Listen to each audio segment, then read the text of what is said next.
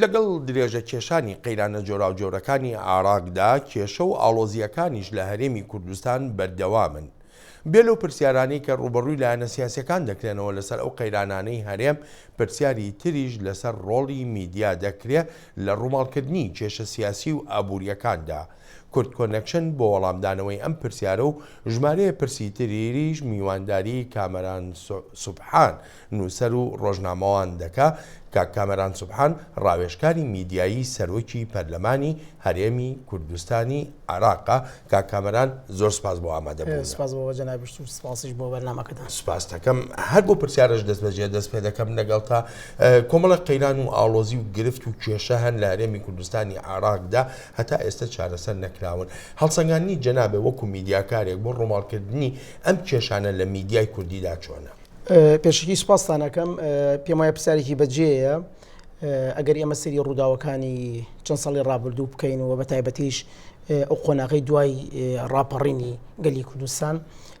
تا ئەم ڕۆژە بەردەوام هەرێمی کوردستان لە قەیران بووە و بەردەوام کێشەی هەبووە، بەڵام قۆناغێک بۆ قۆناغێکی تر ئەم کێشانە جیاواز بوون. ئەگەر سەیری ماوەی 25 ساڵی ڕابردوو بکەین بە بڕوای من و بڕوای زۆرێک لە چاودێرانی سیاسی،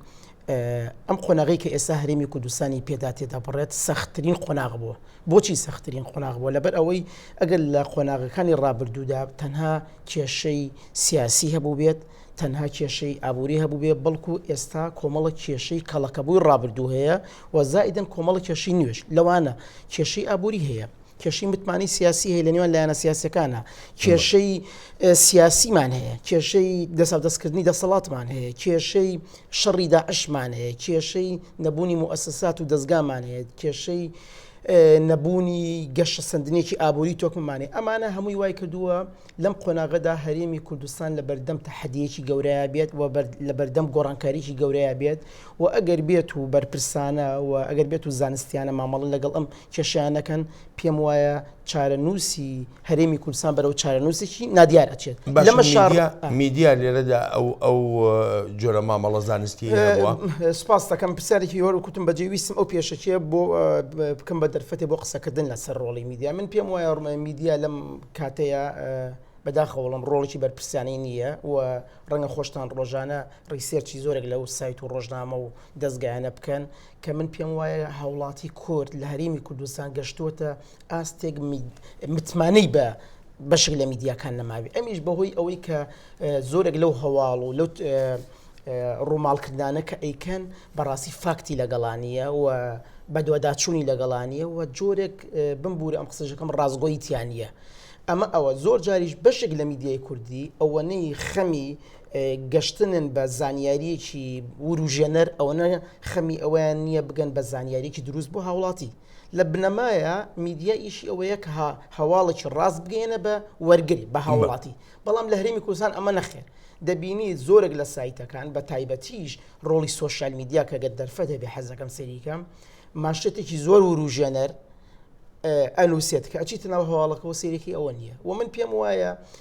ئەرکی سیاسیەکانی کورد لەم قۆناغا چەند سەخت بێت و ئەرکی میدیاکار و کەناڵەکانی ڕاگەاندنیش ئەوەنە سەختە بێت. بۆیە تا ئێستا من وەکو خۆم کە چاودێریی ڕووداوەکانم و ئاگام لە ڕووداوەکان هەیە، پێم وایە تا ئیسا میدیا بۆ ئەرکاڵ ئەو ڕۆڵی نەبینیوە. کاکەمەران هەموو ئەو کێشانەی کە ئاماژە و پێکردن بەڕای جەنابێت شیانی چارەسەرکردنیان هەیە؟ ئەگەر هەیە ئەگەرەکەی چەندە؟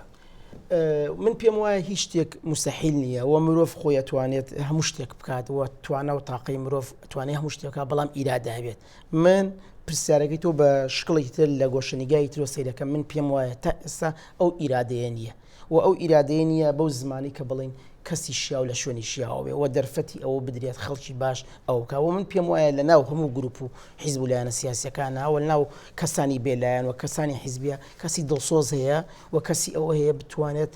کوردستان لەم قۆناغە دەرباسکە، بەڵام تا ئێستا ئەو ئیرادەیەمان نییە. ئەگەر خۆت سەیری مێژووی مرۆڤایەتی بکەیت، بەتایبەتی مێژووی 100 ساڵی ئەم وڵاتی کە جەنابەتیایەژیت چۆن بۆ گەشتۆ بەکوێ و مێژووی ئەوروپا بەتایبەتیش دوای ئەو گۆڕانکاری لە جەنگی جیهانی دووەمە چی تەحەولێکی گەورەی کرد، چی گۆڕانکاریی گەورەی کرد. و من پێم وایە ئێمە لەوان نەهامەتی زیاترمان بەسەرە نهاتەوە ئەتوانین ئەم قۆناغە تێپەڕێنین، بەڵام هەروەکو ئاماژەم پێە بەداخەوە تا ئیسا و ئیرادەیە نییە. زۆرێک لە چاودێر و لە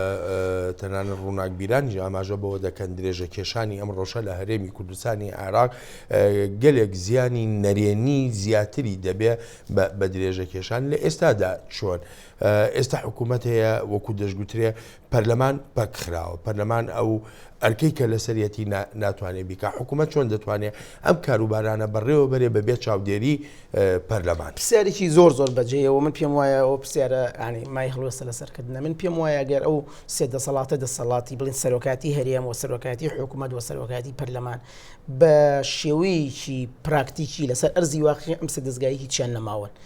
ماوەی سەرۆکاتی هەرێم سەرۆکی هەرێم بەڕێ سەرۆکی هەرێم کۆتایی هاتوو بە پێی یاسا جگە لەو 2 ساڵە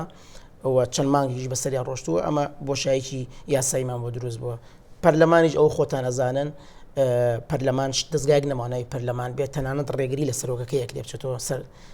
کارەکەی وە تەنانەت ئەو لیژنانی کە بوارە جیاوازەکانی پەرلەمانیشن کە من حەزەکەم بینەرانی بەڕێز بزانن ئەو لیژنانی کە ئیشی پەرلەمانەکان لیژنە تایبەتەکان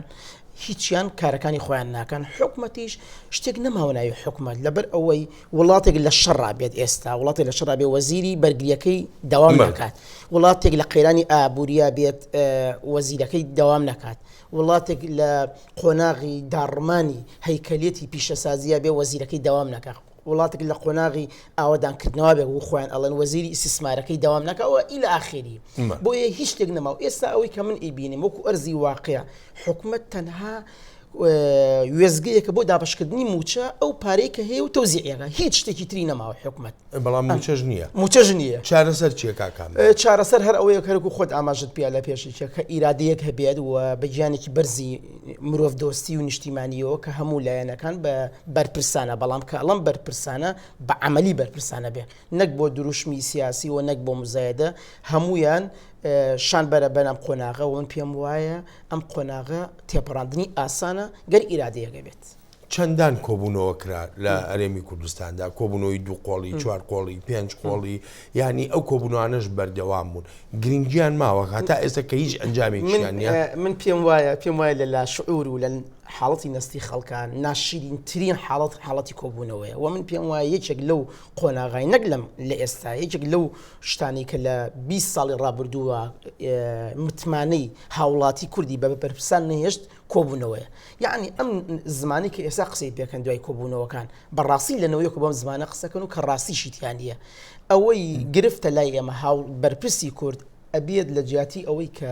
قسە بکات ئیش بکات بەڕاستی بەڵام ئەو ئیرادەی تا ئیسا لای بەرپرسانی کورد هێشتا دروست نەبووە کامەران زۆر سپاسە دەکەم بۆ بەشداریت لە بەنامەی ئەمڕۆی کورد کۆنێکشن زۆر سپاس منیش سپاس بۆ بەرستان و زۆر سپاس